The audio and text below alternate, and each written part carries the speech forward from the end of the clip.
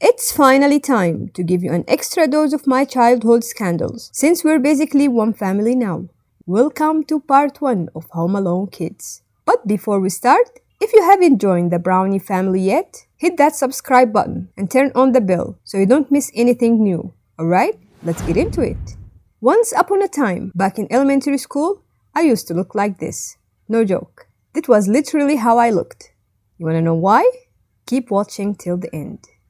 Remember when our moms used to go out and we'd play with fire? Yeah, me and my sister were that kind of kids. We'd grab copper wires, light them up, and the sparks were better than fireworks. The faster we waved our hands, the bigger the sparks got. We kept doing that until one day, a tiny flame landed on my sister's hair, and boom, a real hole. And let's not even talk about that burnt hair smell. Back then, I wanted to be like Einstein, Edison, Newton, all the great inventors. I dreamed of discovering something amazing. But I did it the dumb way. I mean, even they made discoveries by accident, right? Archimedes found his law while taking a bath. He jumped out yelling, "Eureka! I found it!" So naturally, I thought I could do that too. I saw this science video where you hold a balloon over a candle, it pops. But if you fill it with water, it doesn't burn. So I thought, let's try it with paper. I soaked a piece of paper in water mixed with starch, dried it, and tried to burn it. Nothing happened. So I kept trying and trying, until finally it caught fire. And because I was a genius, I did it right in front of the window. A gust of wind blew the burning piece straight into my cheek. It burned me badly. So every day before school, I'd cover the mark with foundation the same color as my skin, so Mom wouldn't notice. Not all burns come from fire though. Some come from friction, and that's where my next story begins. When I was a kid, I used to see older men or religious figures on TV with that dark mark on their forehead, the prayer mark. So I asked my sister what it was. She said it's from praying a lot, and it could testify for you on Judgment Day, to get you into heaven. So of course I was like, oh yeah? I want one too. I grabbed the nearest prayer carpet and rubbed my forehead on it for a minute, until I made one in one day. I proudly showed my sister, right between my eyebrows. At first it looked shiny, then a few days later it turned into a deep wound that no makeup could hide. Still, I went to school proudly thinking, I've got my prayer mark. I'm going to heaven. Don't talk to me. Bananas. They were and still my favorite fruit. One day, while eating one, I remembered that classic cartoon scene. Someone slipping on a banana peel, and I had to test it. I threw the peel on the floor, stepped on it, and started sliding left and right. It actually worked. I called all my friends, and we turned the place into a skating ring. You should have seen the floor after that. Normal kids played with soap bubble the regular way, dipping the wand in soap and blow it, but not us.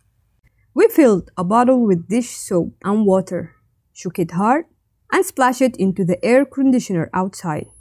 It looked like a bubbles party. Speaking of commercials, remember the shaving advertisement? The ones where some famous guy stands in front of a mirror shaving? I used to watch them and not care. Until one day, I saw a razor right in front of me. Curiosity took over.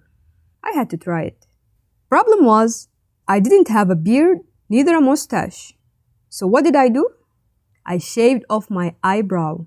I went running to my sister like, "Look, I tried something new." She freaked out. "How are you going to school like that?" Suddenly, the laugh turned into tears. I cried to my mom, but she didn't even look at me. Then I glanced at the TV, and the man in the news was staring right at me. Don't look at me. Funny thing is, the same man on the TV used to keep me company when I was scared or couldn't sleep at night. I'd fall asleep to the news just to feel safe. As always, the best games were the street games. We were only allowed to play from afternoon to sunset. If anyone stayed out past sunset, he's in deep trouble. One day, near sunset, me and my cousins were still outside playing. Suddenly, our older cousin, the scary one, showed up. In 1 second, everyone scattered. Each ran home and got caught. I ran home fast as lightning. He followed to check and found me kneeling on my prayer carpet. The trick worked. He left. Our second favorite playground was the rooftop. One day, we were playing with construction stuff, mixing the cement with water and make our own dam. Then my uncle showed up, saw the mess, and he said, "Go get the belt." Of course, I took a long way, picked the softest one I could find, but deep down, I was like, no way I'm getting hit today. He locked the door, lined everyone up, and started spanking them one by one. I was last, right next to the door. With every scream I heard, I got more terrified. Then I looked at him, looked at the door, looked at him, looked at the door. Choose your destiny. And ran for my life. All they saw was my dust. I loved racing, challenges, hide and seek, any game that made my heart race. The weirdest place I ever been in hide and seek was inside the oven. I was tiny, no one could find me for a minute. Then I jumped out like a ghost, sweating head to toe. And when we were grounded, no going out, no TV, we'd still found a way to compete. This time with a gummy bear. We'd lick them, stick them on a wall, and race them to see which one slide down first. And you know what I always wondered? When you go with your mom as a guest and you play at someone's house and all the kids break something, why does their big brother punish everyone except you? It's like you have visitors immunity. If that ever happened to you, tell me in the comments. About 3/4 of girls have probably fallen asleep eating chewing gum, then woken up with it stick in their hair.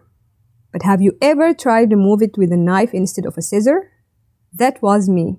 School morning. We were late. Mom couldn't find the scissor, and she grabbed a kitchen knife and cut the strand of hair holding the gum. I went to school with the chopped hair. And that's all for now, but trust me, there are plenty more stories coming. So get ready for part 2. And one last thing, all my stories and videos are real. They're part of my memories told through animation. Please don't try anything I do in my videos. And if you enjoyed the video, don't forget to hit that like button and share it. See you next time!